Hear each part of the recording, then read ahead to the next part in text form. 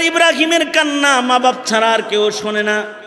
গুহার ভেতরে ইব্রাহিম বড় হচ্ছেন, কিন্তু কান্না ইব্রাহিম করেও না। মা নাই তাও খোদার জ্বালায় কান্দে না, কারণ ইব্রাহিমের আর এক মুজিজা, আঙ্গুল চুষে আর আঙ্গুলির ভেতর থেকে দুধ নির্গত হয়, বের হয়, মধু নির্গত হয়। আল্লাহ তাআলা তার খলিলকে বড় করলেন। এক সময় খলিল বলে, ইন্নী ওয়াজ্জাহাতু ওয়াজহিয়া লিল্লাযী ফাতারাস সামাওয়াতি ওয়াল আরদা হানিফাও ওয়া মা আনা মিনাল মুশরিকিন। আর এই সব বহুত্ববাদকে ভাঙ্গা চুইরা তছনছ করে ফেলেছে। শাস্তি হিসাবে আগুনের কুণ্ডলিতে জ্বালাও। ইব্রাহিম কয় অসুবিধা নাই, এই আগুন যার আমি তার, আর আমার জন্য তিনি আছে। হাসবুনাল্লাহ ওয়া নি'মাল ওয়াকিল, নি'মাল মাওলা ওয়া নি'মান নাসির। আল্লাহ তাআলা ইব্রাহিমকে আগুনেও হেফাজত করলেন, আগুন ফুলবাগান হয়ে গেল। এখন ইব্রাহিমও এবার বাপ হিসাবে সন্তানদের ওই চিন্তা শুরু করলেন, যেই চিন্তা বাবা আদম করছে। আল্লাহ তাআলা ইব্রাহিমকে বলে, ইব্রাহিম যাও, নমরুদদের শেষ হইছে, এখানে তোমার আর দরকার নাই, তুমি যাও, বাবা আদম যেখানে কাম করছে ওইখানে চলে যাও। প্রথম আসলেন ফিলিস্তিন, সেখানে কিছুদিন থাকার পরে ইসমাইলকে বনবাসের বাহানায় আল্লাহ তাআলা বাবা আদমের নির্মাণ ঘরের কাছে খলিলকেও পৌঁছায়া দিলেন। হযরত ইসমাইলকে কোরবানির বাহানায় মিনা মুজদালিফার দাম বাড়াইলেন, কারণ হাবিবুল্লাহ এ ঘরের কাছে আগমন করবে, হুদাল লিল আলামিনের শহরে জন্মগ্রহণ করবে, রহমাতুল লিল আলামিন। এবারে ঘর যেথায় আছে এটাকে আবাদ করতে হবে। পায়ের নিচ দিয়ে জমজম চালু করে, মিনা মুজদালিফার দাম বাড়ায়, পাহাড়ে পাহাড়ে দৌড়ায়, পাহাড়ের দাম বাড়ায়া এবার কয় কোরবানি করো জবিউল্লাহ, ইসমাইলরে জব দাও। আল্লাহ তাআলা প্রেম দেখায়, দেখো ফিরিস্তারা মানুষ কি লেগে বানাইছি, প্রেমটা করে কি আমারে, যে নিজের ছেলের চাইতেও আমারে বেশি ভালোবাসে, স্বামীর চাইতেও হাজেরা আমাকে বেশি ভালোবাসে, পিতার চাইতেও ইসমাইল আমি আল্লাহকে বেশি ভালোবাসে, এর লেগেই বানাইছি, বুঝো না? ফিরিস্তা করে দেখায়। খলিলুল্লাহ জবিহুল্লাহ নির্বাচন হয়ে গেছে। এবার আল্লাহর নির্দেশ, খলিল এই জায়গায় খনন করো, এখানে আবুল বাশার বাবা আদমের নির্মাণের ইট তালাশ করে পাইবা। আমার নির্দেশে আদম ইট রেখে রেখে একটি ঘর বানায়েছিল, তুমি ওইটা ফিরা বানাও। মাটি খনন করে বাবা খলিলুল্লাহ ঘরের অংশ পেয়ে গেলেন। বাবা আদমের ইটের পরে ইট রেখে খলিলুল্লাহ এবার সন্তানদের জন্য খলিলুল্লাহ ঘর বানাইলেন। ঘরের দেয়ালগুলো উঠালেন আর দোয়া করলেন। বাপ তো সন্তানের কথা বলে না, বাপে কয়, আল্লাহ আমরা যেহেতু আগামীর মুসলিমদের ঘর বানাইতেছি, আমাদের এই ঘর নির্মাণ কেউ কবুল করেন, আমাদের বাপ বেটা কেউ আপনি মুসলিমদের অন্তর্ভুক্ত করেন। وَإِذْ يَرْفَعُ إِبْرَاهِيمُ الْقَوَاعِدَ مِنَ الْبَيْتِ وَإِسْمَاعِيلُ رَبَّنَا تَقَبَّلْ مِنَّا إِنَّكَ أَنْتَ السَّمِيعُ الْعَلِيمُ। আবার দোয়া করতেছেন, وَجَعَلْنَا مُسْلِمَيْنِ لَكَ وَمِنْ ذُرِّيَّتِنَا أُمَّةً مُسْلِمَةً لَكَ। আবার দোয়া করতেছেন, রব্বানা বা'আস ফীহিম রাসূলাম মিনহুম ইয়াতলু আলাইহিম আয়াতিক। শেষ নবী যে পাঠাইবেন এটাকেও আমাদের বংশেই পাঠায়েন, ইসমাইলের বংশে পাঠায়েন, আর মুসলিম মিল্লাতের দলে আমাদের ভিড়ায়া দিয়েন। আল্লাহ তাআলা এই সব দোয়া কবুল করে নিলেন, কাবা ঘর নির্মাণ কবুল করলেন, মুসলিম হিসেবে ইব্রাহিমকে গণলেন, ইব্রাহিমকে মুসলিম জাতির পিতার মর্যাদা দান করলেন। মিল্লাতা আবিকুম ইব্রাহিম হুয়া সাম্মাকুমুল মুসলিমিন। আবার ইসমাইলের রক্তে মুসলমানদের শ্রেষ্ঠ পয়গম্বর, শেষ পয়গম্বরকেও পাঠালেন। ইসহাকের রক্তে লক্ষাধিক নবী পাঠালেও ইসমাইলের রক্তে নবী পাঠানো বন্ধ করে কুরাইশি খানদানের শেষ পয়গম্বরকে আল্লাহ তাআলা পাঠালেন। এই যে বাপ হইয়া যে এখানে বাইতুল্লাহ বানাইলেন, ফিলিস্তিনে মসজিদুল আকসা বানাইলেন, দুনো মসজিদ নির্মাতা বাবা ইব্রাহিম, এক মসজিদের ইমাম ইসমাইল আর এক মসজিদের ইমাম ইসহাক। এই যে দুটো মসজিদ নির্মাণ হলো, এই দুটোটাই সারা দুনিয়ার সব মুসলমানদের কিবলা। এ কারণেই মসজিদুল আকসার দিকেও মুসলমানের নামাজ হয়েছে। পরবর্তীতে কিবলা পরিবর্তন করে ইব্রাহিম বাবার পয়লা নির্মাণের দিকে আবার ফেরত দেওয়া হয়েছে। ফাওয়াল্লি ওয়াজহাকা শাতরাল মসজিদিল হারাম। এই দুই মসজিদ ঘিরে সারা পৃথিবীর মুসলমানদের যুদ্ধ, সারা পৃথিবীর মুসলমানদের ঈমানি জীবনের যাত্রা। আর সেই যুদ্ধ করতে করতেই ফিলিস্তিনিরা জীবন দিচ্ছে, কিন্তু মসজিদুল আকসা কোনো বেঈমানের আখড়া হতে দিতেছে না। বাবা আদম যে মসজিদ নির্মাণ করেছেন, ইব্রাহিম খলিল যে মসজিদ পুনর্নির্মাণ করেছেন, এই মসজিদের পাহারাদার সারা দুনিয়ার মুসলমানরা। এ পাহারাদারি কিয়ামত পর্যন্ত করবে। পাহারাদারি সংকট পড়েছে তো আল্লাহ তাআলা আবাবিলকে হুদাল্লিল আলামিন গর্ত। এ ঘরের আশেক শুধু মানুষ না, পাখালিরাও আবাবিল পাঠিয়ে ঘর হেফাজত করেছে। হ্যাঁ, সামনেও এ ঘরের পাহারাদারির সংকট পড়ে গেলে একজন ইব্রাহিমী সন্তানকে আকাশে উঠায় পালতেছেন। বড় জালেম নিধন করতে প্রয়োজনে সময় মতো ঈসা নবীকে আল্লাহ তাআলা আদমের সন্তান হিসাবে আবার এ পৃথিবীতে পাঠাবেন। বাইতুল্লাহর ইবাদতের পরিবেশকে সংরক্ষণ করবেন, নবী পাকের রেখে যাওয়া দ্বীনকে হিফাজত করবেন। সময় এখন এমন যে এই সময়ে বড়দের কথা বলা, বড়দের মজলিসে বসা, বড়দের আলোচনা করা, এটা পছন্দ করার মতো মুমিনের সংখ্যা এখন কম। কিন্তু আল্লাহ পাকের পছন্দ হলো বড়দের মজলিসে বসবে, আল্লাহ পাকের পছন্দ হইল বড়দের আলোচনা করবে। এটা আল্লাহ তাআলা পছন্দ করেন। এবং আল্লাহ পাকের পছন্দ হইল বড়রা যে পথে চলে পুরস্কার পেয়েছে সে পথে চলে ছোটরা পুরস্কৃত হবে, পুরস্কার নিবে। এ কারণেই সূরা ফাতিহার ভেতরে আমাদের পূর্বপুরুষ যারা আল্লাহর পছন্দের পথে চলে পুরস্কৃত হয়েছে, তাদের পথে আমরা যেন চলার যোগ্য হই, তাদের যেন আমরা মানার যোগ্য হই, এবং তাদের পথে চলে চলে যেন আমরাও আল্লাহকে খুশি করতে পারি। এই দোয়া আল্লাহ তাআলা সূরাতুল ফাতিহার ভেতরে আমাদেরকে শিখাইছেন। আমরা সব নামাজের রাকাতে রাকাতে রাকাতে রাকাতে এই দোয়া করি। তো নামাজরত দোয়া করি আমরা।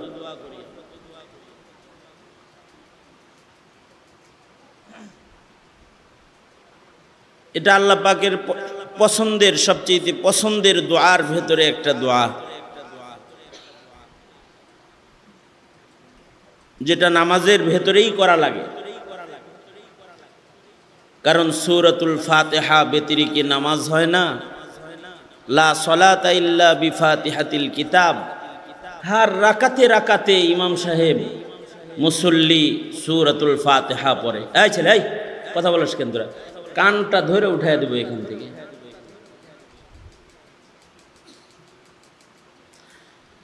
সূরাতুল ফাতিহা হার রাকাতে রাকাতে পড়া হয়, আর প্রতিটি রাকাতে রাকাতেই এই দোয়া পড়া হয়। ইহদিনাস সিরাতাল মুস্তাকিম সিরাতাল্লাযীনা আন'আমতা আলাইহিম গায়রিল মাগদুবি আলাইহিম ওয়ালাদ-দাল্লিন। ভ্রষ্টদের অনুকরণ নয়, ইহুদিদের অনুকরণ নয়, নাসারাদের অনুসরণ নয়, অনুসরণ হবে যারা পুরস্কার প্রাপ্ত তাদের। এই কারণেই কোরআনে হাকিমে পূর্বপুরুষদের আলোচনা বিদ্যমান আছে, বাপ দাদাদের কৃত্তি বিদ্যমান আছে, যে বাপ দাদারা করছে ডাকি এটা বিদ্যমান আছে। পূর্বপুরুষদের যে সকল নেক কর্ম আছে এইগুলোকে আল্লাহর কালামে আল্লাহ তাআলা তুলে ধরে আমাদের পর্যন্ত খবর পৌঁছাইছেন। যদি আল্লাহ তাআলা পূর্বপুরুষ ও বড়দের আকাবিরদের নবীদের আলোচনা কোরআনে না করতেন, আমরা এগুলা কিছুই পাইতাম না। আমরা পাইতাম না। প্রথম মানুষ দুনিয়াতে কি করছে তাও আমাদের বয়ান করে আল্লাহ তাআলা শুনাইছেন। যুগে যুগে নবীরা কি করেছে সব আল্লাহ তাআলা আমাদেরকে ইতিহাস বলেছেন।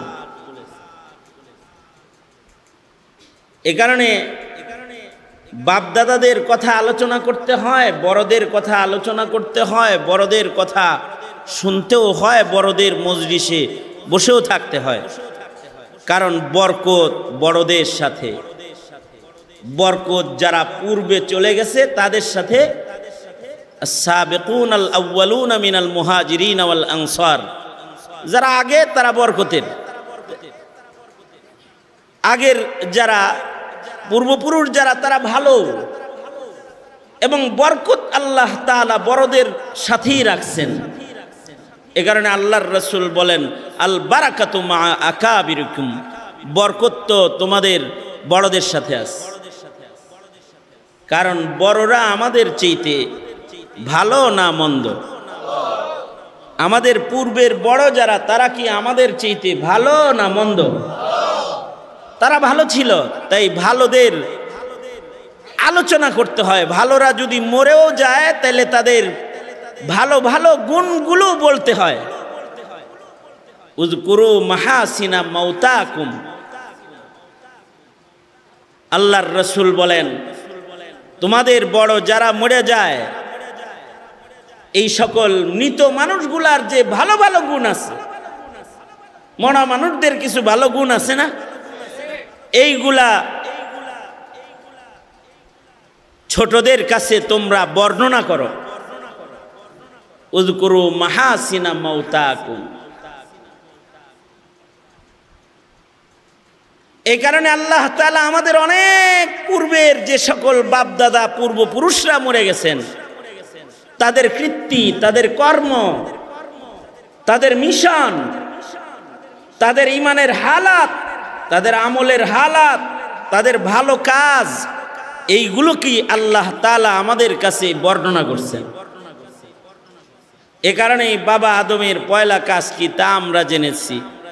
এ কারণেই আমাদের আরো বাপ যারা ছিল তারা কি কি করেছে, তাদের কি আচরণ হয়েছে তাদের সাথে, এবং তাদের সাথে আল্লাহ পাকের কি কি মদদ শামিলে হাল রয়েছে, সব আমরা আল্লাহ পাক আমাদের সবাইকে জানাইছেন। এই কারণেই কোরআনে হাকিমে তিনজন পিতার আলোচনা আছে, তিনজন বাপের বিশেষ আলোচনা, আমাদের তিনজন পিতার আলোচনা কোরআন মাজিদের ভেতরে আল্লাহ তাআলা করেছেন। তিনজন পিতার ভেতরে এক নম্বর পিতা হলেন পৃথিবীর পয়লা মানুষ আবুল বাশার, সব মানুষের বাপ হযরত আদম আলাইহিস সালাতু ওয়াস সালাম। কোরআনে হাকিমে আল্লাহ তাআলা বাবা আদম রে কয়াত লম্বা বানাইছিলেন তাও বলে দিচ্ছেন, বাবা আদম রে কি দিয়া বানাইছেন তাও বলছেন যে তোর বাবারে কি দিয়া বানাইছি জানাস, এই জিনিস দিয়া তোর বাপেরে বানাইছি। তোর বাপারে কই বানাইছি জানাস, প্রথম ছিল কোথায় তা জানাস? তোর বাবা, তোদের বাবা সে সৃষ্টির পরে এই দুনিয়ায় ছিল না, জান্নাতে ছিল। জান্নাত থেকে কিভাবে আসলো তাও আমাদেরকে আলোচনা করে শোনাইছেন। আমাদের বাবাকে বানানোর আগে বাবা অস্তিত্বে আসার আগে কারা কি বলেছিল তাও শোনাইছেন, ফিরিস্তারাও বলছে মানুষ বানানোর দরকার নেই। কিন্তু আল্লাহ তাআলা আমাদের বাবাকে কেন বানালেন তাও আমাদেরকে বর্ণনা করে শোনাইছেন। আবার কই ফেলছিলেন আমাদের বাপেরে আর কই ফেলছিলেন আমাদের মায়েরে। হযরত হাওয়া এক জায়গায় আর হযরত আদম আলাইহিস সালাতু ওয়াস সালাম আর এক জায়গায়, এরা কই মিলিত হয়েছিলেন তাও আমাদের জানাইছেন। আবার এরা মিলিত হওয়ার পরে দুনিয়াতে মানুষের জন্য তাদের প্রথম কর্মকাণ্ড কি ছিল তাও আমাদের আল্লাহ তাআলা বর্ণনা করে জানাইছেন। মানুষ হিসেবে আমাদের বাপে দুনিয়াতে প্রথম যে কাজ করছিলেন সেটা হলো আমাদের বাবা আদমে দুনিয়াতে সর্বপ্রথম মসজিদ বানাইছিলেন। এরকম মসজিদ বানাইছিলেন, সর্বপ্রথম ঘর বানাইছিলেন, ইবাদতের ঘর। এটা মানুষ হিসেবে মানুষের প্রথম কাজ, কারণ মানুষকেই তো বানানো হয়েছে ইবাদতের জন্য। তো মানুষ দুনিয়াতে পয়লা ইবাদতের ঘরই বানাবে, এছাড়া আর কি বানাবে? এই কারণে বাবায় যে ইবাদতের ঘর বানাইছে প্রথম, এইটাও আবার আল্লাহ আমাদের কোরআন দিয়া আমাদেরকে বর্ণনা করে শুনাইছে। ইন্না আউওয়ালা বাইতিন উযিআ লিন-নাস, ইন্না আউওয়ালা বাইতিন উযিআ লিন-নাস লাল্লাযী বিবাক্কাতা মুবারাকান ওয়া হুদাল লিল আলামিন। নিশ্চয়ই এই দুনিয়ার প্রথম ঘর নির্মাণ যেটা হয়েছে এটা কোনো ঘুমানোর, এসি লাগানো, ফ্যান লাগানো, লাইট বাতি লাগানো, দরজা জানালাওয়ালা বসবাসের কোনো ঘর নয়। এই পৃথিবীতে সর্বপ্রথম যে ঘরটা বানানো হয়েছিল এই ঘরটা হলো এই ঘরের দিকে ফিরে ইবাদত করার একটা ঘর, যে ঘরটা কাবা, বাইতুল্লাহ শরীফ ঘর সারা দুনিয়ার সব মানুষের জন্য পথ প্রদর্শক হিসেবে বাবা আদম এই ঘর প্রথম নির্মাণ করেছেন, যেটা দুনিয়ার পয়লা কাম। এই পৃথিবীর মাটির পরে প্রথম কাজ মসজিদ নির্মাণ। বাবা আদম এই পয়লা ঘর, পয়লা কাজ সম্পাদন করলেন, মসজিদ বানাইলেন। কার জন্য বানাইলেন? নিজের জন্য না, গোটা দুনিয়ার জন্য এই ঘরটা বানালেন। এই ঘরের মর্যাদা হলো হুদাল্লিল আলামিন। এই ঘরটা আলামিনের সকল মাখলুকাতকেই পথ প্রদর্শন করবে। সুবহানাল্লাহ। ইন্না আউওয়ালা বাইতিন উযিআ লিন-নাস লাল্লাযী বিবাক্কাতা মুবারাকান ওয়া হুদাল লিল আলামিন। কোথায় বানালেন? বিবাক্কাতা মুবারাকা বানালেন মক্কা মুকাররমায়, কিন্তু আলামিনের সবার জন্য বানালেন, যে পৃথিবীর সব মানুষ এই ঘরমুখী। এজন্য আমরাও ওই ঘরমুখী। 5 বেলা নামাজ পড়ি ওই ঘরের দিকে। আল্লাহু আকবার বলেন। কোন ঘরের দিকে পড়েন 5 বেলা? হ্যাঁ, বাবার দিকে না কাবার দিকে? কাবার দিকে পড়েন 5 বেলা। মরার পরে কোন দিকে ফিরাসন? হ্যাঁ, মৃত্যুর পরে আমাদেরকে কবরের দেশে কোন দিকে ঘুরায় শোয়ায়? কবরে যখন আমাদেরকে শোয়ায় তখন এই কাবার দিকে ঘুরায় আমাদেরকে শোয়ায় দেয়। হাদিস শরীফে আছে, যাদের চেহারা কাবায় থাকে, দুনিয়াতে যারা কাবামুখী, এই মানুষগুলা দুনিয়াতে আল্লাহমুখী। সুবহানাল্লাহ। আরো আস্তে করে বলেন সুবহানাল্লাহ। যেই মানুষগুলা দুনিয়াতে কাবামুখী তারা কি মুখী? বলেন, তারা কি মুখী? যারা কাবামুখী তারা আল্লাহমুখী। এ কারণে কারা কাবামুখী ছিল আর কারা কাবামুখী ছিল না, এই প্রশ্ন সবার আগে করা হবে। আউয়ালু মা ইউহাসাবু বিহিল আবদু ইয়াউমাল কিয়ামাতিস সালাহ। নামাজ সম্পর্কে প্রথম প্রশ্ন হবে। নামাজ তো সবাই দক্ষিণ দিকে পড়ে না? দক্ষিণ দিকেও পড়ে, যারা কাবার উত্তরে থাকে তারা দক্ষিণ দিকে পড়ে। আমরা যেহেতু কাবার পূর্বে থাকি তাই আমরা পশ্চিম দিকে পড়ি। আমাদের থেকে কাবা কোথায়, কোন দিকে? তাইলে বোঝা গেল পৃথিবীর কিছু মানুষ পূর্ব দিকেও পড়ে, কিছু মানুষ দক্ষিণ দিকেও পড়ে, কিছু মানুষ উত্তর দিকেও নামাজ পড়ে। যাদের দেশ থেকে কাবা উত্তরে, তারা উত্তর দিকেও নামাজ পড়ে। দেখেন না মক্কা মুকাররমায় যখন জামাত হয়, আমগর মতো সোজা হয়ে দাঁড়ায় নাকি গোল হয়ে দাঁড়ায়? হ্যাঁ, আল্লাহু আকবার। যে কাবা ঘরের দক্ষিণ পাশে নামাজি, সে দক্ষিণ থেকে উত্তরমুখী হয়ে দাঁড়ায় যায়। তাহলে দিকটা কাবার দিক, যেই দিকে কাবা আছে ওই দিকে মানুষ ফিরা দাঁড়ায়। এমনকি মরার পরেও যেই দিকে কাবা আছে ওই দিকে ফিরা শোয়ায়। তার মানে হলো ছবিতে ভিডিওতে যেভাবে দেখেন নামাজে দাঁড়ায়, কবরের ভিডিও যদি আমরা দেখতাম তাহলে দেখতাম সব গুরুস্থান থেকেও এই কাবার দিকে আছে। যত গুরুস্থান আছে আর জান্নাতি কবরগুলো আছে, সব মাইতরা কবর থেকেও কাবার দিকে ফিরে আসে। কারণ আল্লাহর রাসূল বলেছেন, কবরে যাদের চেহারা কাবায় থাকে তাদের কবর আযাব হয় না, তাদের কবর জান্নাত হয়ে যায়। এক বর্ণনায় আছে, যাদের চেহারা কাবার থেকে ঘুরায় দেয় তাদের কবরে আযাব শুরু হয়ে যায়। নাউযুবিল্লাহ। যাদের চেহারা কাবার থেকে সরে যায় তাদের কবরে আযাব শুরু হয়ে যায়। এই ঘরটা বানালেন বাবা আদম সর্বপ্রথম। এটা নিজের জন্য, নিজের বসবাসের জন্য না, নিজের সন্তানদের সবার জন্য বানাইছে। পৃথিবীর প্রান্তে প্রান্তে যেখানে যে আদম সন্তান জন্মাইবে তার চিন্তাও বাপ হইয়া করছে, এ কারণেই বাবা। কিন্তু অপদার্থ হলো ওই বাবারা যারা নিজের চিন্তা করে কিন্তু সন্তান কোন মুখী থাকবে এই চিন্তা করে না। সন্তান কি পশ্চিমা মুখী থাকবে? সন্তান কি ইহুদি কালচার মুখী থাকবে, নাসারা কালচার মুখী থাকবে?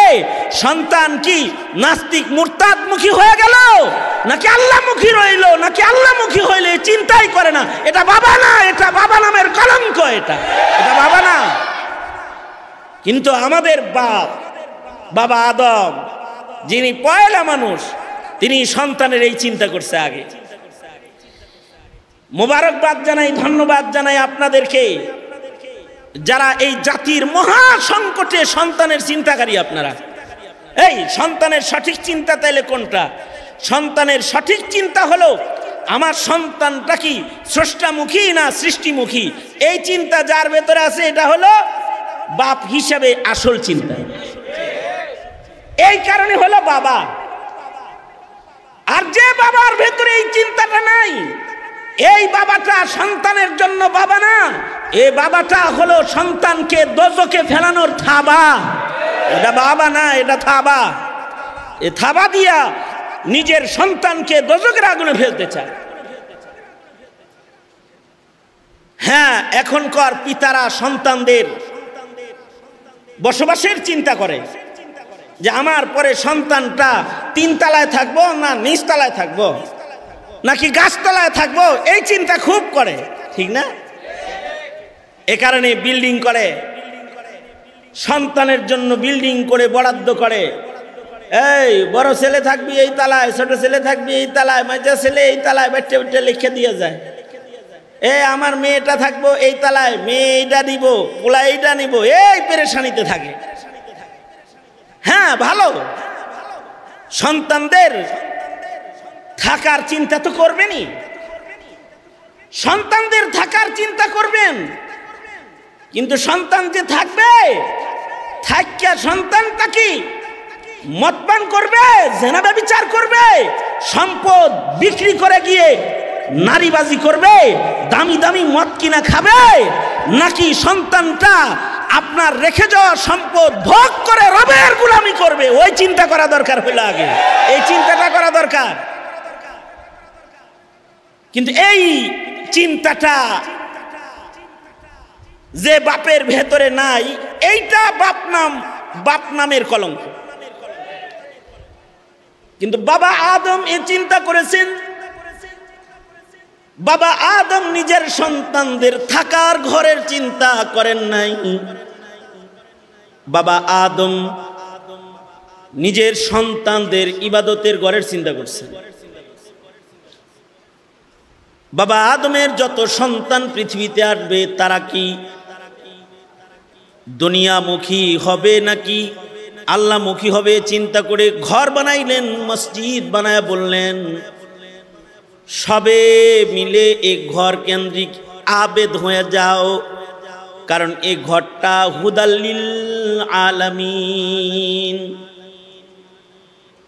আল্লাহ তাআলা রব্বুল আলামিন মুহাম্মাদুর রাসূলুল্লাহ সাল্লাল্লাহু আলাইহি ওয়াসাল্লাম রাহমাতুল লিল আলামিন, আর কাবা বাইতুল্লাহ হলো হুদাল্লিল আলামিন।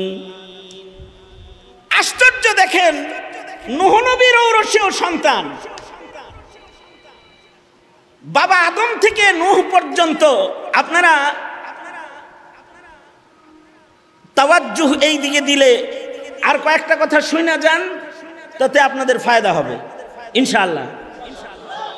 নূহ আলাইহিস সালাতু ওয়াস সালামের আমলে মানুষের সংখ্যা একেবারে কম না নূহ আলাইহিস সালামের সময়, কারণ বাবা আদমের যুগে সন্তান জন্ম হইতো জোড়া জোড়া, একসাথে দুইটা। কয়টা? একটা ছেলে একটা মেয়ে, একসাথে দুইটা। প্রথমবারে এক ছেলে এক মেয়ে, পরের বারে এক ছেলে এক মেয়ে। বিয়ার বিধান ছিল হলো আগের ছেলে পরের মেয়ে, পরে জন্মগ্রহণ করা মেয়ে আর আগে জন্মগ্রহণ করা ছেলে, আর আগে জন্মগ্রহণ করা ছেলে আর পরে জন্মগ্রহণ করা মেয়ে। দুইটা দুইটা ডবল ডবল জন্ম। আচ্ছা, ডবল ডবল যদি জন্ম নিতে থাকে তাইলে বাচ্চা জন্মের স্পিডটা কি কম না একটু ভালো তালেই আছে? তালেই কিন্তু আছে।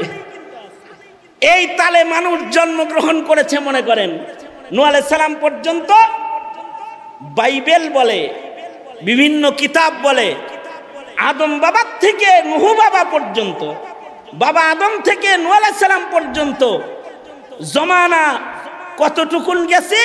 10 পুরুষ। কয় পুরুষ? 10 পুরুষ অতিক্রম করেছে।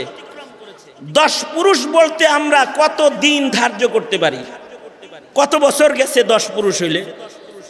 এখনকার এক পুরুষের বয়স আর তখনকার এক পুরুষের বয়স কিন্তু একরকম না। এখন এক পুরুষের বয়স হলো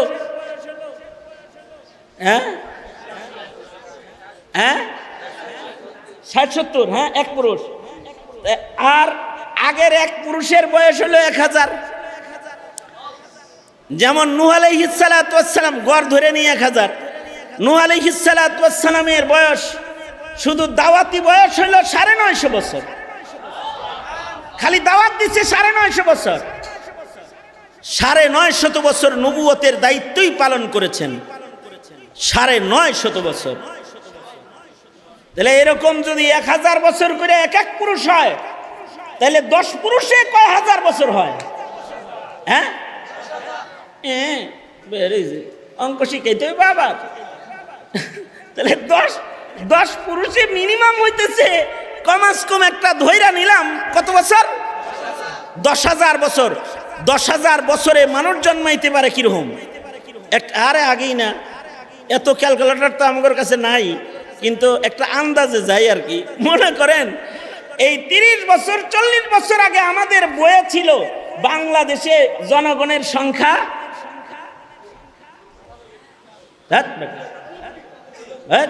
মগা গ্রুপ অফ ইন্ডাস্ট্রিজ লিমিটেড 7 কোটি 8 কোটি 9 কোটি 40 বছর আগে, তাই না? স্বাধীনতার বক্তব্য যখন দেয় তখন কয় কোটি বাঙালির কথা কয়? 7 কোটি বাঙালির কথা কয় মাত্র। তাহলে স্বাধীনতার সময় যদি 7 কোটি বাঙালির বক্তব্য দেয়, এখন দেয় কয় কোটি বাঙালির বক্তব্য? হ্যাঁ, 18 কোটি মাইনা নিলাম, ধরে নিলাম যে 18 কোটি। 18 কোটির থেকে 7 মাইনাস দেন, বাড়ছে কত কোটি? এটা কি জন্ম আর সিজার আর যত ধরনের বড়ি আছে এই সব কিছুর ভিড়ে যত ইনজেকশন, কাঠি, শরীরে নাকি কাঠিও বসায়, কাঠি, ইনজেকশন, বড়ি, ফাড়ি যা আছে সব ডিগবাজি দিয়ে আইছে 11 কোটি। এই সব ডিগবাজি দিয়ে আইছে 11 কোটি। চিন্তা করছে, হ্যাঁ, আরে 13 কোটি, মিনিমাম 13 কোটি। আচ্ছা 13 কোটি যদি হয় এইরকম ডিগবাজি দিয়ে 30 বছরে, তাইলে মানুষের সংখ্যা 10,000 বছরে মোটামুটি কম হওয়ার কথা না। কারণ এত সিস্টেম জন্ম নিয়ন্ত্রণের তখন ছিল না, তখন মানুষ স্বাভাবিক কায়দায় জন্মগ্রহণ করত। এই পরিমাণ মানুষ পৃথিবীতে হয়েছে যে তাদের শিরিক, তাদের অন্যায় কর্মকাণ্ড দেখে দ্বিতীয় বাবা নূহ, যাকে কোরআন বলে নূহ, এটা তোমাদের দ্বিতীয় বাপ, এ হলো দ্বিতীয় আদমের মতন। অর্থাৎ নূহ নবী বিরক্ত হয়ে 950 বছর পরে বলে কি, আয় আল্লাহ, এই নাফরমান সন্তান একটাও আমার লাগবো না, এগুলো সব তছনছ করে লাও। রব্বি লা তাজার আলাল আরদি মিনাল কাফিরিনা দাইয়ারা। দোয়া করে দিছে, একটা দোয়া তো ছেড়ে দিছে। বন্যার পানি ইজ কামিং, বন্যার পানি আয়া পড়ছে। এইবার আল্লাহ কয় পানি তো আইতাছে, নূহ সব মরে গেলে তো দুনিয়া খালি হয়ে যাব। যারা বাবার আদর্শের সৈনিক, আদমের আদর্শের সৈনিক, তোমরা যারা একাত্মবাদের সৈনিক রয়েছ, একটি নৌকা বানাও, তারা নৌকায় উঠে যাও। আল্লাহর নির্দেশে দ্বিতীয় আদম, আমাদের দ্বিতীয় পিতা, মানব জাতির নসলি 2 নম্বর পিতা। 1 নম্বর নসলি পিতা আদম, 2 নম্বর নসলি পিতা নূহ। কারণ নূহ আলাইহিস সালাতু ওয়াস সালামেরই 4 সন্তানের ভেতরে 3 সন্তানের ঔরসের 80 জন মানুষ, 40 জন পুরুষ, 40 জন নারী, যারা কালেমাওয়ালা, শুধুই মাত্র তাদেরকে নিয়ে পয়গম্বর নূহ নৌকায় আরোহণ করলেন, আর মহাপ্লাবনে সারা দুনিয়া পানির নিচে চলে গেল। এর ভেতরেও নূহ আলাইহিস সালামের ঔরসের 1 সন্তান, এটা আর পিতার আদর্শে এলো না, সে তাওহীদ ও একাত্মবাদ গ্রহণ করবে না, আল্লাহর বন্যার পানি রেখে ভয় পায় না। তৎকালীন সময়ের সর্বোচ্চ উঁচু পাহাড় এইটার চূড়ায় উঠে পড়ছে, বন্যার পানি যেন তাকে স্পর্শ করতে না পারে, এই কারণে সেই পাহাড়ের চূড়ায় উঠে পড়েছে। বড় বড় শক্তিশালী কদমে হেঁটে হেঁটে যখন পাহাড় চূড়ার দিকে আগায়া যায়, পয়গম্বর সন্তানকে ডেকে বলে, সন্তান যাইস না, বাপের নাই আয়। দেখেন আল্লাহ তাআলা বলতেছেন, এই নূহ, যেটা একাত্মবাদ গ্রহণ করে না, যেটা তোমার রবের বিধান মানে না, ওইটা তোমার সন্তান না। লাইসা মিন আহলিক, এ সন্তান তোমার বউর বংশের সন্তান না, এটা তোমার আহাল হিসেবে আমি তাকে গণি নেই। যে কয়টা কালিমাওয়ালা, ওই কয়টা তুমি বাবার সন্তান।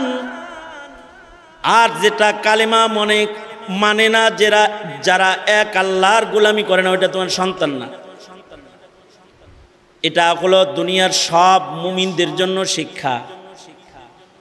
তোমার ঔরসেও যদি সন্তান হয় 5টা, যে 2টা নেককার, এই 2টা তোমার সন্তান। যে 3টা আসাদনুর মার্কা, নাস্তিক মার্কা, বেঈমান মার্কা, লাইসা মিন আহলিক, এগুলো তোমার আহাল না, এগুলো তোমার সন্তান না। কারণ এগুলো ময়দানে মাহশরে তোমার উপকার হবে না। কিন্তু তোমার যে সন্তানটা আদম, নূহ, ইব্রাহিমের অনুসারী, তোমার যে সন্তানটা একাত্মবাদের সৈনিক, তোমার যে সন্তান পূর্বপুরুষদের রেখে যাওয়া কোরআন সুন্নাহর আমানতের উপরে মুস্তাকিম, তোমার যে সন্তান আল্লাহর গোলাম, এটা তোমার এমন সন্তান, এই একটা নেক সন্তানের কারণে মা বাপ উভয়কেই আল্লাহ তাআলা পুরস্কার দান করবেন। একজন হাফেজে কোরআন সন্তানের পুরস্কার হিসেবে তাদের বাবা মাকে ময়দানে মাহশারে আল্লাহ তাআলা নূরের মুকুট পরানোর ইন্তজাম করে, অনুষ্ঠান করে তাদের মাথায় নূরের তাজ পরাবেন। আল্লাহর রাসূল বলেছেন, এই বাবাদের মায়েদের মাথার নূরের তাজের আলো সূর্যের আলোর চেয়ে অনেক জ্যোতির্ময় হবে। কারণ এগুলো হলো আসলে সন্তান তোমার। আল্লাহ তাআলা নূহ আলাইহিস সালামকে বলতেছেন, যেটা জায়গা ইন্নাহু লাইসা মিন আহলিক, এইটা কিন্তু তোমার ঔরসের না, আমি তাকে তোমার ঔরস হিসেবে গণি না। ছেড়ে দাও, তার চিন্তা বাদ দাও, যেগুলো তোমার রবের কথা মানে ওইগুলারে লয়ে না উঠে যাও। এই নূহ আলাইহিস সালাতু ওয়াস সালাম আল্লাহর নির্দেশে 40 জন পুরুষ আর 40 জন নারীকে নিয়ে নৌকায় আরোহণ করলেন। মহাপ্লাবন হলো, সারা দুনিয়া তছনছ হয়ে গেল। বলা হয় এই মুহররমের 10 তারিখে এই নৌকা তীরে ভিড়ল। এই মুহররমের 10-এ নৌকা তীরে ভিড়ল। ঐতিহাসিকদের, ইতিহাস বর্ণনাকারীদের কোন কোন বক্তব্যে এরকম এসেছে, এই 40 জন নারী আর পুরুষ দিয়ে এই পৃথিবী সেকেন্ড টাইম আবার আবাদ হলো, মানুষ জন্ম শুরু হলো, পৃথিবীতে আবার ইমানদারদের রাজ কায়েম হলো। কিন্তু যেহেতু নূহ নবী থেকে ইব্রাহিম পর্যন্ত মশহুর তেমন বড় কোনো পয়গম্বরের নাম ইতিহাসে আসে না, মানুষগুলো দাওয়াত শূন্যতায় আবার পুরান জায়গায় ফিরে গেল। দাওয়াত নাই তো, দাওয়াত বন্ধ করা। দাওয়াত বন্ধ করলে একাত্মবাদ বিদায় নেয়, দাওয়াত বন্ধ হয়ে গেলে ইবাদত বিদায় নেয়, নবীদের আওয়াজ বন্ধ হয়ে গেলে দিন বিদায় নেয়। ওই যে মশহুর কোন নবীর আগমন নাই, দাওয়াত বন্ধ, এবার আবার সব পুরান জায়গায় ফিরে গেল। যে এবার সারা দুনিয়াতে একজন মানুষ আল্লাহ বলনেওয়ালা নাই, এমন পরিবেশ কায়েম হয়ে গেল। আর সব কাফেরের লিডার হয়ে গেল নমরুদ। সারা দুনিয়া তখন নমরুদ কন্ট্রোল করে, সারা দুনিয়ার বাদশা। আর সারা দুনিয়াতে বহুত্ববাদ প্রতিষ্ঠা পেয়েছে, একাত্মবাদ বিদায় নিয়েছে। আরো জঘন্য কথা হলো, এই শয়তান নমরুদ মানব জাতির প্রথম জঘন্য মানুষ, যে নিজে খোদাও দাবি করেছে। এখন এই জমানায় তো খোদা দাবি করেন না মানুষ আর নাই। আরে কি কেউ কি কইছে যে আনা রব্বুকুম, কইছে? কয় নাই কেউ। কিন্তু ওই সময়ে কিন্তু নমরুদ বলে ফেলছে আমি তোমাদের রব। নাউজুবিল্লাহ। কোরআন বলে 2 জন মানুষ খোদা দাবি করেছে, তাদের ভেতরে একজন নমরুদ আর একজন ফিরআউন। এই মুহররমে এই খোদা দাবি করেওয়ালা বলা হয় 2 জন এই মুহররমেই শেষ হয়েছে। নমরুদও মুহররমেই শেষ হয়েছে। কারণ বলা হয়, ইতিহাস বলে, কেউ ঐতিহাসিকদের কারোর বক্তব্য, অগ্নিকুণ্ডলী থেকে হযরত ইব্রাহিম আলাইহিস সালামও এই মুহররমুল হারামে বেরিয়ে এসেছেন, ওনাকে অগ্নিকুণ্ডলীতে ফেলেছে। আর এই নমরুদ মিয়া এরপরে কিছুদিন বাঁচা ছিল, পরের বছর আইতে আইতে নিজের মাথায় নাক দিয়া মশা ঢুইকে নিজেই লাঠির বাড়ি খাইতে খাইতে মাথা ফাটতে এক সময় হে নিজেও এই মুহররমে মরছে। এই পৃথিবী খোদা দাবিদার জালেম থেকে মুহররমে মুক্তি পেয়েছে। ইব্রাহিম আলাইহিস সালাতু ওয়াস সালাম, ইব্রাহিম বাবার কুরবানির মাধ্যমে। ইব্রাহিম আলাইহিস সালাতু ওয়াস সালাম এই পৃথিবীতে যখন আগমন করেছে ইমানদার বলতে কেউ নাই, আছে জালেমরা। জালেমদের জালিম রাজা হলো নমরুদ। আর তার কাছে গণকরা এসে বলে, এই ইব্রাহিম আইতাছে, কিন্তু তোমার টেংরি টুংরি ভাঙ্গা কিন্তু চারটি বাট্টি গোল বানায় লাইব, খলিলুল্লাহর আগমন ঘটতেছে। ওই সময় এই নমরুদ ঘৃণ্য কিছু জুলুম মানুষের উপরে করেছে। তার ভেতরে একটা হলো স্বামী স্ত্রীদেরকে আলাদা করা। নমরুদ আইন করেছিল কোনো স্বামী স্ত্রী একসাথে থাকতে পারবে না, কারণ বাচ্চা হইলেই যদি ইব্রাহিম আয়া পড়ে। এই জন্য আইন হলো স্বামী থাকবে এক এলাকায়, পুরুষ থাকবে এক এলাকায়, মহিলা থাকবে এক ঘরে, পুরুষ থাকবে আর এক ঘরে, নারী পুরুষ এক ঘরে না, পুরুষ এক ঘরে মহিলা এক ঘরে। কিরকম জঘন্য আইন করছে চিন্তা করে দেখেন। কিন্তু যাকে এই আইন বাস্তবায়ন মন্ত্রী বানাইছে আজর, আল্লাহ তাআলা হেরেই তার বোর ঘরে চুপি চুপি লয়ে গেছে। আজর তো নিজের বিবির কাছে গোপনে গেছে, আমি তো আইন বাস্তবায়নই করি, আমি নয় একটু আইন বেআইন করলাম আর কি, এই কথা বলে বিবির কাছে গেছে গা। আর ইব্রাহিম আলাইহিস সালাতু ওয়াস সালাম আজরের ঘরে মায়ের পেটে চলে আসছে। এইবার গণকরা জিন্নাতরা খবর দিছে, নমরুদ কামটা কিন্তু শেষ হয়ে গেছে, পাহারা টাহারা যাই লাগাইছো, ইব্রাহিম কিন্তু পেটে আয়া পড়ছে। ইব্রাহিম আগমন করতেছে। নমরুদ দ্বিতীয় আইন করেছে, জাগর পেট উঁচা পাবি সেগুলোর গলা কাটবি। যেই মহিলাদের পেট উঁচা হবে বাচ্চা পেটে আছে, এটার গলা শেষ। কিন্তু আল্লাহ তাআলা কুদরত জাহির করলেন, ইব্রাহিম মার পেটে বড় হইতেছে, বাট মায়ের পেট উঁচা করে না আল্লাহ তাআলা। দেখা বোঝা যায় না যে পেটে বাচ্চা আছে। এবার যখন ইব্রাহিমের জন্মের টাইম হয়ে গেছে, এইবার বলে কি গণকেরা, জানো 2-4 ভিতরে আয়া পড়তেছে, কিন্তু জন্মাইব টাইম হয়ে গেছে গা। নমরুদ জঘন্য আইন করলো, বাচ্চার কান্নার আওয়াজ পাসনি, ঘরের মোড়ে মোড়ে পুলিশ বসায় রাখ, যদি খালি কোনো ঘরে কান্নার আওয়াজ পাস তাইলে হেডারে যায় আগে জব করবি। আল্লাহ তাআলা আইন করলেন, এই ফিরিস্তারা যা সবার কানে তুলে দিয়ে থুইস, কান্নার আওয়াজ কেউ যেন শোনে না, খালি মা বাপ ছাড়া। ইব্রাহিম জন্ম নিতেছে কিন্তু কান্নার আওয়াজ মা বাপ ছাড়া আর কেউ শোনে না। মনে মনে ভাবতে পারেন, আমার এক উস্তাদ বলে, মনে মনে ভাবতে পারো এটাও কি সম্ভব? তোমার বিজ্ঞান দিয়ে যদি কানে কানে কথা সম্ভব হয়, আল্লাহর কুদরত দিয়ে কানে কানে কথা সম্ভব না? যেমন মনে করেন আমি ফোন করছি গাজী মাহমুদের কাছে, গাজী মাহমুদ 10 জনের ভিতরে বয়ে রয়েছে, আমি বলি সে শোনে আর কেউ শোনে না। বিজ্ঞানের মোবাইল দিয়ে যদি দুয়ে দুয়ে কথা হয়, তাহলে আল্লাহর কুদরত দিয়ে কেন হবে না?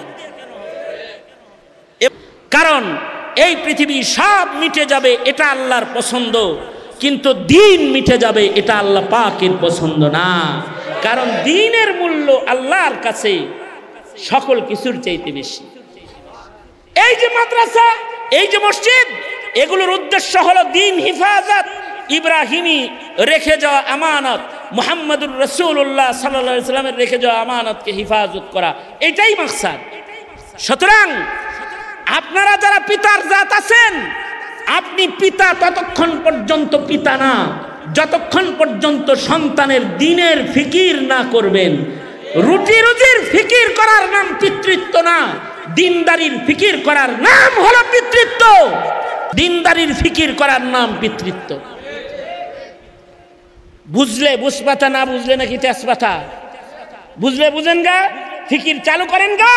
আর যদি না বুঝেন তাহলে সিলেবাস পরিবর্তন করে দিনকে মিটায়া দিয়ে যারা আপনার সন্তানকে বেয়াদব বানাচ্ছে, সমকামী বানাচ্ছে, জেনাকার পাপাচার বানাচ্ছে, যদি নির্বোধ হন তাহলে তাদের হাতে তুলে দেন।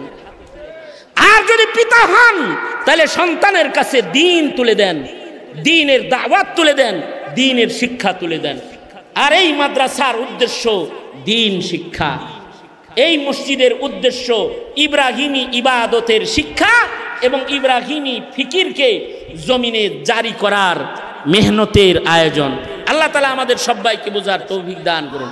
আলহামদুলিল্লাহি রাব্বিল আলামিন, ওয়াসসালাতু ওয়াসসালামু আলা সাইয়্যিদিল আম্বিয়া ওয়াল মুরসালিন মুহাম্মাদিন ওয়া আলা আলিহি ওয়া আসহাবিহি আজমাইন। রব্বুল আলামিন, দুপুর থেকে শুরু করে তোমার বান্দারা প্রচণ্ড গরমের ভেতরে বসে কথা শুনেছে। একেবারে সবার শেষ ভাগে গোলাম বসে কিছু কথা বলেছি। পিতৃত্বের হক কেমনে আদায় করবে, আবু আজদাদ আকাবির পয়গম্বরদের কথা তোমার বান্দাদের কানে পৌঁছে দিয়ে পিতৃত্বের আফকারকে তোমার বান্দাদের সামনে তুলে ধরেছি। রব্বুল আলামিন, ভিক্ষুকের মতো দুইটা হাত বাড়াইছি, জিন্দগির সব গুনাহ মাফ করে দাও। ইয়া আল্লাহ, মজমাকে কবুল করে নাও। হাজিরিনতে যারা, তাদেরকে জাযায়ে খায়ের দাও। উলামা হযরত যারা দূর দারাজ থেকে এসে লম্বা সময়ের ইন্তজার করেছে, ইয়া আল্লাহ তাদেরকে নিয়ামাল বদল দাও। যে সকল যুবকরা বসে রয়েছে ওদের দিন জিন্দার সৈনিক হিসেবে ওদের কবুল মঞ্জুর করে নাও। পর্দার আড়ালের মা বোনদের হযরত ফাতেমা খাদিজা বানায় দাও। মজমাকে কবুল করে নাও। পায়ে তাকমিল পর্যন্ত এই মাদ্রাসা, ইয়া আল্লাহ ইফতা বিভাগ সহকারে সকল বিভাগ মজুদ রয়েছে। ইয়া আল্লাহ এই মাদ্রাসা দিন দিন তারাক্কি দাও। কমিশনার মামা সহকারে যারা এই মাদ্রাসার সাথে জড়িয়ে আছে, স্নেহের গাজী আল মাহমুদ সহ যারা দায়িত্ব পালন করছে, রব্বুল আলামিন সকলকে তুমি কবুল মঞ্জুর করে নাও। আর মাদ্রাসার জমিন আজকে রেজিস্ট্রি হয়েছে, ইয়া আল্লাহ কবুল করে নাও।